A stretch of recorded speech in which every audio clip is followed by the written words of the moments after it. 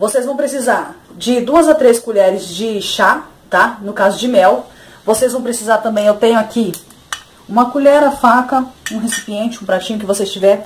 E, no caso, a maçã, que a gente vai estar fazendo pra tá consumindo na hora, tá? Além de ser muito bom pra tosse, é muito gostoso também. Então, eu vou pegar aqui, tá? E vou estar colocando o mel dentro da maçã, tá? Mel dentro da maçã. Então, tá aqui. Eu coloquei 3 colheres, tá?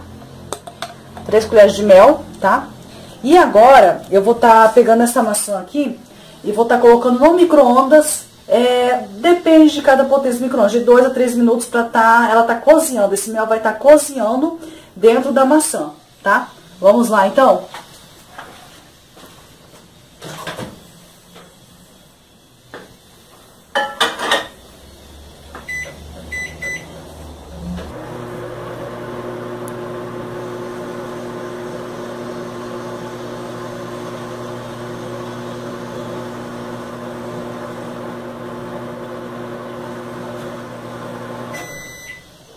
Bom, gente, então agora a gente vai ver como é que ficou a nossa maçã com mel aqui pra a gente poder estar aliviando a nossa tosse, tá?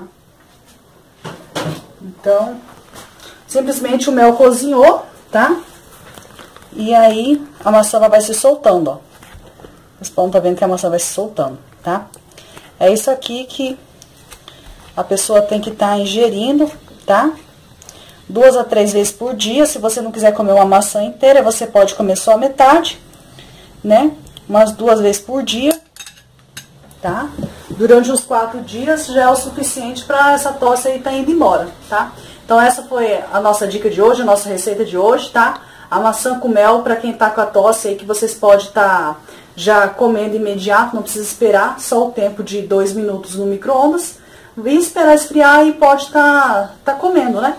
Então, eu espero que vocês tenham gostado das nossas dicas, das nossas receitas, tá? Continue aí com a gente, deixe seu joinha se você gostou, se inscreva no nosso canal e tchau!